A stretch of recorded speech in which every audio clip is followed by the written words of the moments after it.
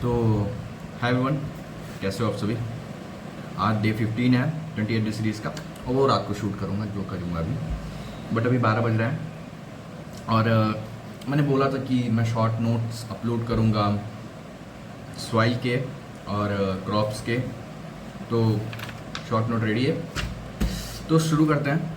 Video 10 minute से 12 minute का होगा, जल्दी जल्दी ख़त्म करने की कोशिश करते हैं। ओके, तो शॉर्ट नोट रेडी है, कुछ नोट्स से भी कॉपी करूँगा जैसे मेन पॉइंट होंगे तो ठीक है। मैंने नदियों के बारे में सारा पढ़ा दिया था कि नदियाँ कहाँ से कहाँ तक बहती है, कौन सी नदी कहाँ पे जाती है, सब मैंने बता दिया था, इसकी ट्रिब्यूटरीज और ये सब सारी चीज़।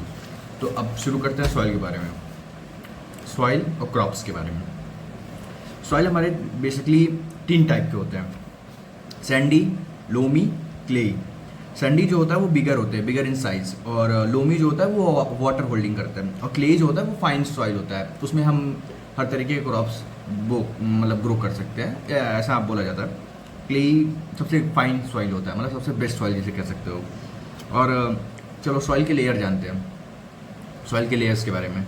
बेसिकली सॉइल के 4 लेयर होते हैं। ओ लेयर जिसमें हम जिसको हम ह्यूमस कहते हैं। ए हॉरिजन टॉप सॉइल होता है, सबसे ऊपर, जिसमें न्यूट्रिशन बहुत ज़्यादा अच्छा है, हायर इन वैल्यू होते हैं। बी हॉरिजन जिसमें ट्रांसिटिया यहाँ तो ये लिखा है ट्रांसिटिया, मुझे अभी मतलब नहीं समझ आया इसको एक बार ध्यान दी जाना पड़ेगा। और लास्ट स्टेज सी होता है, जिसे first stage of producing of soil कहते हैं, प्रोड्यूशन ऑफ सॉइल कहते हैं। Last stage C horizon, it is the first stage of production of soil. और स्टडी ऑफ सॉइल को हम पेडोलॉजी कहते हैं। बेसिकली सॉइल डिपेंड करता है patent material, time period, organism, topography, climate, इस पे सॉइल डिपेंड करता है। ये 5 चीज़ों पे सॉइल तुम्हारा डिपेंड करता है। मेरे साथ काउंट करो, patent material, time period, climate, topography और ऑरिज्म, मतलब जो वो होते हैं ना अर्थमोम, वो बहुत अच्छा फर्टिलाइज करते हैं सॉइल को, काफ़ी मतलब मैं कैसे एक्सप्लेन करूँ, वो जो होते हैं ना वो अर्थमोम, वो क्या करते हैं, सॉइल को खाते हैं और सॉइल को फर्टिलाइज करते हैं। निकालते हुए सॉइल ही है, हाँ, थूकते हैं कि निकालते हैं, अर्थमोम के बारे में जब डिटेल पढ़ोगे तब पता चलेगा। और बेसिकली सॉइल के अपने में खुद के टाइप्स होते हैं, हर सॉइल का एक अलग अलग टाइप होता है। Like alluvial soil, black soil को हम रेगुर सॉइल कहते हैं। Red and yellow soil, literate soil, mountain soil, arid soil को हम डेजर्ट सॉइल कहते हैं। डेजर्ट के जो बालू रेतीले होते हैं उन्हें एरिड कहते हैं। और पियटी सॉइल, जिसे हम मार्सिटी सॉइल कहते हैं। सेलेनी सॉइल, और last but not least Bahrain land. Okay, सबके बारे में डिटेल जाने की कोशिश करते हैं यार, ठीक है।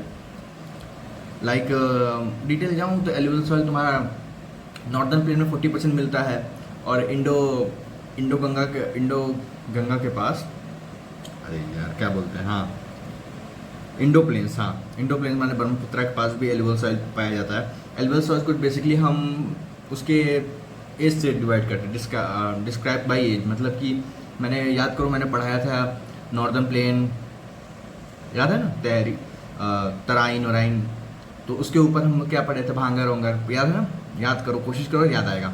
भांगर खादर उसके नीचे होते हैं, तराइन के नीचे होते हैं भांगर खादर, तो याद करो।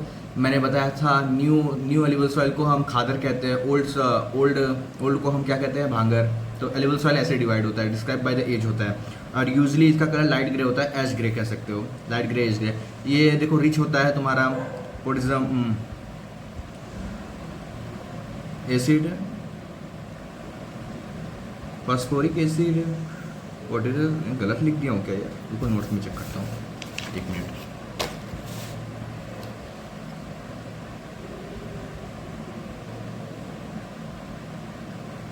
हाँ, ये रिच होता है पोटास में, और फोरिक एसिड में, लाइम में, और ये सबसे पुअर होता है नाइट्रोजन में। इसमें नाइट्रोजन बहुत कम मात्रा में पाई जाती है, कह सकते हो पाई नहीं जाती, it is less in nitrogen. और इसमें हम क्रॉप में बोआई कर सकते हैं, like wheat, maize, sugarcane, pulse, oilseeds. हमारे साइड तो यही होता है ना, हमारे साइड यही एल्यूवल सॉइल है। ब्लैक सॉइल को भाई इसके नाम से ही लग रहा है कि ब्लैक होगा। और ये कैपेसिटी टू होल्ड मॉइस्चर, ठीक है, ये और इंडिया के 15% एरिया में ब्लैक सॉइल पाया जाता है। और ये found in Deccan places like MP, Maharashtra, Gujarat, Andhra Pradesh, Tamil Nadu.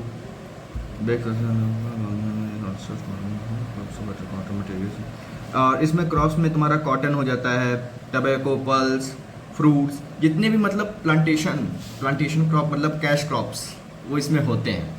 Like sugar cane को हम कैश क्रॉप कहते हैं, जिसको मैं आगे बताऊंगा क्यों कहते हैं, कैसे कहते हैं। Red and yellow soil, rich in potash, poor in potassium, nitrogen, humus, lime, missile, low rainfall area. जो जहाँ लो रेनफॉल एरिया है वहाँ पे ये तुम्हारा रेड एंड येलो सॉइल पाया जाता है। एज लाइक तुम्हारा Deccan, east and south of Deccan, Orissa, Chandigarh, Chhattisgarh. हाँ ठीक है। Laterite soil, rich in Fe and Al, poor in nitrogen, humus, lime, potash. और नॉर्मली यहाँ रेनफॉल होता है, काफ़ी नॉर्मल रेनफॉल होता है। Developed in high temperature and high rainfall, okay. Not suitable for cultivation के लिए सूटेबल नहीं है। Found in Tamil Nadu, Karnataka, Kerala, MP, Madhya Pradesh. Red laterite suitable for trees, cashnuts, suitable for trees, cashews. Mountain soil, rich in humus, poor in nitrogen, potassium. इसको क्या कहते हैं, मैं बोल नहीं पा रहा हूँ। एसिडिक सॉइल होता है ये। और फर्टिलाइज काफ़ी ज़्यादा होता है, फर्टाइल काफ़ी ज़्यादा होता है।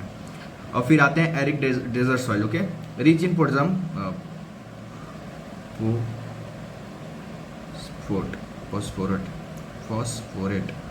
Rich in phosphate, poor in nitrogen, phosphate, okay, phosphate, rich in phosphate, poor in nitrogen, colour red and brown, naturally इस लाइन के टाइप होता है। हाई सॉल्टी कंटेंट होता है, मतलब इसमें सॉल्ट काफ़ी ज़्यादा मात्रा में होता है। ये फाउंडली वेस्ट बंगाल, राजस्थान, वेस्ट राजस्थान में पाया जाता है, हरियाणा, पंजाब, गुजरात। फिर आते हैं हम पेरी या marshy soil, rich in humus, heavy rainfall and high humidity, colour in black, nature alkaline होता है। गुड ग्रोथ ऑफ वेजिटेबल्स, यहाँ पे वेजिटेबल ग्रो होता है। कोस्टल एरियाज में पाए जाते हैं। Found in West Bengal, Orissa, Tamil Nadu. Coastal area, ये सब सारे कोस्टल एरिया में पढ़ाया था। अपने इंडिया में टोटल 13 कोस्टल पोर्ट्स हैं, सबके बारे में बताऊंगा आगे। ट्रांसपोर्टेशन इसके बारे में, इसके बाद ट्रांसपोर्टेशन का वीडियो बनाऊंगा तब, ठीक है। तो फिर आता है large quantity of dead organism matter, इसमें मतलब मरे हुए ऑर्गेनिज्म ज़्यादा पाए जाते हैं, डेड। फिर saline soil, rich in sodium, potassium, magnesium, poor in nitrogen, calcium. Infertile होते हैं, occur in aridic and semi aridic reason.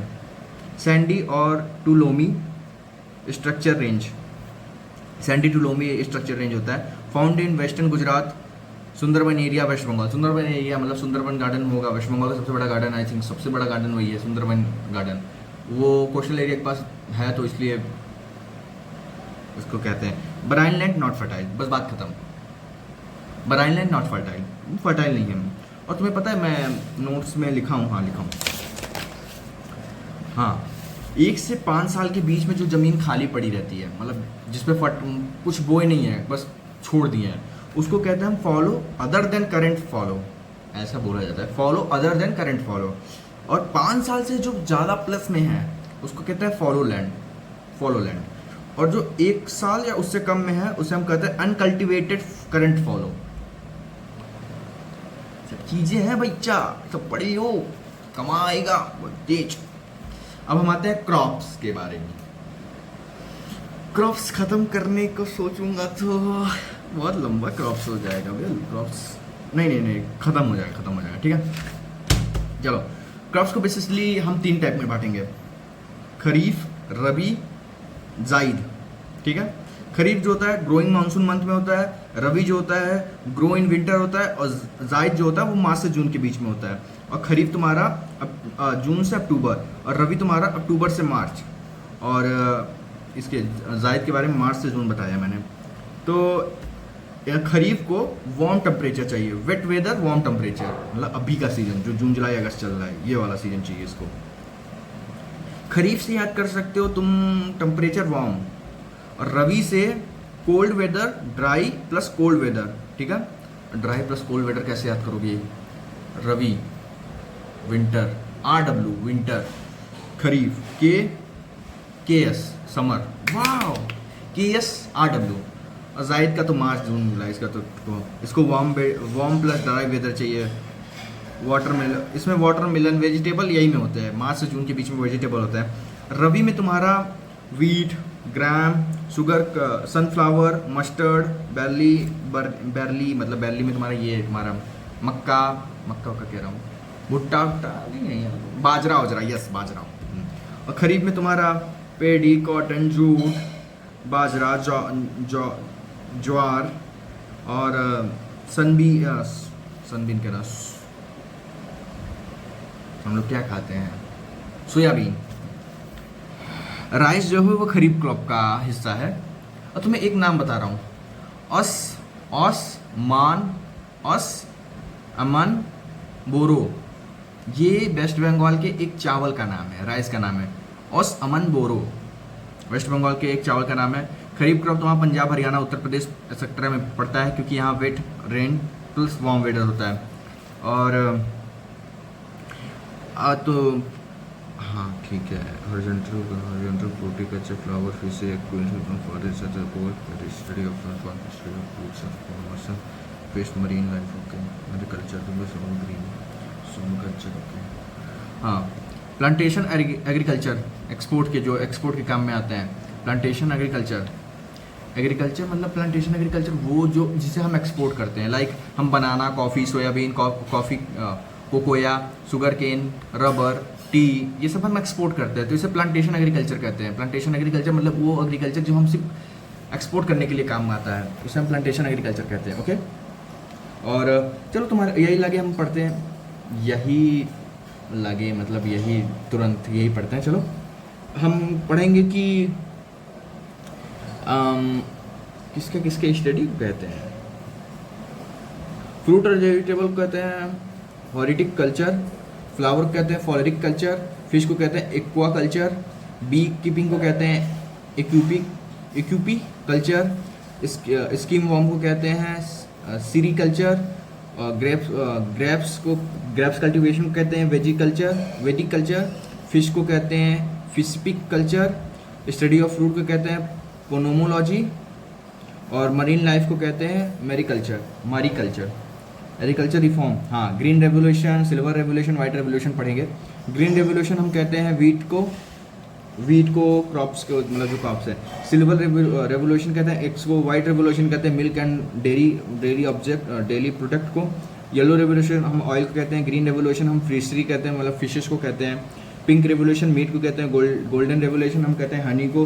Golden fibre revolution jute को कहते हैं। सिल्वर फाइबर रेवोल्यूशन हम कॉटन को कहते हैं। ब्लैक रेवोल्यूशन हम पेट्रोलियम को कहते हैं। ब्राउन रेवोल्यूशन हम कॉफ़ी को कहते हैं। ग्रे रेवोल्यूशन हम फर्टिलाइजर्स को कहते हैं। और रेनबो रेवोल्यूशन हम रेनबो को ही कहते हैं। रेनबो रेवोल्यूशन भी हुआ था इंडिया में एक बार, ठीक है। और हम ग्रीन रेवोल्यूशन कौन लाया था इंडिया में, कौन किया था, MS स्वामीनाथन। और अगर father of green revolution in world कहा जाए तो नॉर्मन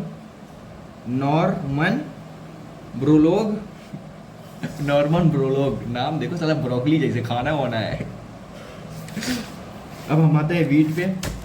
वीट को एक्चुअली क्या चाहिए, वीट को cold climate, moderate rainfall from 75 centimetre to 100 centimetre, ये रबी क्रॉप होता है।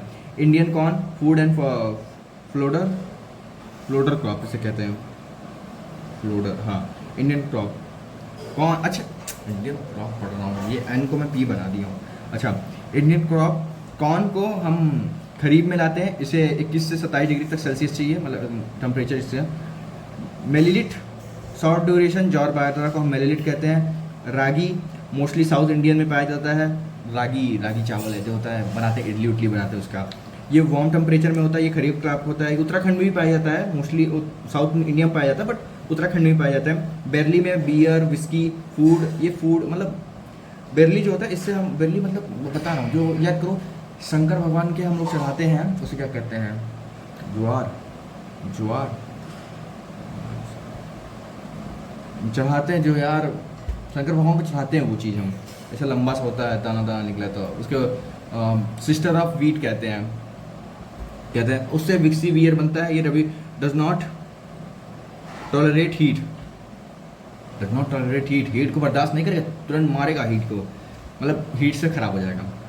कॉटन कैश क्रॉप होता है, कॉटन तुम्हारा कैश क्रॉप होता है, मैं कैश क्रॉप के बारे में बताऊंगा अभी। और सबसे बेस्ट कॉटन कहते हैं नरमा, लॉन्ग स्टेपल कॉटन होता है, बेस्ट वैरायटी ऑफ कॉटन होता है। ये पंजाब और हरियाणा में पाया जाता है, और ये रेंगुर सॉइल में होता है। सेल्फ प्रोकस ब्लैक सॉइल में भी खरीफ क्रॉप होता है। जूट गोल्डन फैब्रिक होता है, strength hot plus humid, Bangladesh mostly. हम लोग जूट का जो प्रोडक्शन था वो इंडिया में होता था वेस्ट बंगाल साइड में, मगर फिर हम लोग बांग्लादेश को अपना वो एरिया दे दिए, तो इसलिए मोस्टली बांग्लादेश में होता है।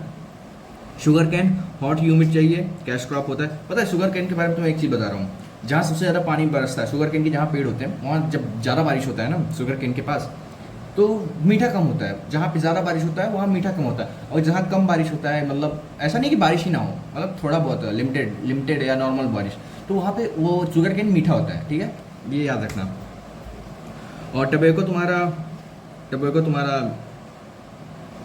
क्या बताऊँ टोबैको के बारे में, टोबैको के बारे में कुछ लिखा ही नहीं हो।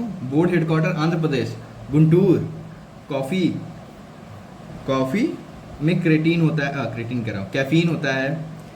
और इंडियाज़ फर्स्ट प्लांट टी का असम में पाया गया, असम में लगा। 3/4 of production of T north east में होता है।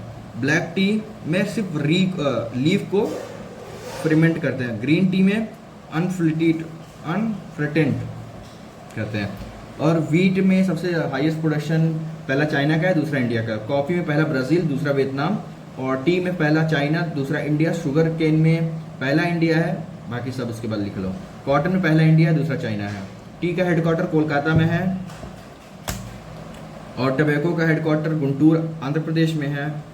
और किसी का हेडक्वार्टर हाँ, कॉफ़ी के बारे में देखते हैं। Coffee arabica, robusta, liberica. अच्छा, ये बेस्ट एब्रियन होता है, एब्रिया, लोस्टा, लिब्रिका। हेडक्वार्टर बेंगलोर में है कॉफ़ी का। रबर प्लांट क्रॉप होता है, प्लांटेशन क्रॉप होता है। फर्स्ट रबर प्लांट केरल में बैठाया गया था। और कोकोनट के बारे में सब जानते हैं। कोलकाता के होगा, साउथ साइड में अन्ना ना पैक नहीं है रे, कोकोनट है। तो यहीं पे ख़त्म करते हैं। ट्रांसपोर्टेशन के बारे में अगले वीडियो में बात करेंगे। So this is going to be in of the soil and crop. देखो, सॉइल का अलग चैप्टर था और क्रॉप का अलग चैप्टर था, दोनों इसलिए साथ में लाया क्योंकि थोड़ा सा ये दोनों कोऑपरेट करते हैं एक दूसरे के साथ। इसके बाद हम पढ़ेंगे ट्रांसपोर्टेशन। सो जय हिंद, और उम्मीद करता हूँ अच्छा है सब कुछ।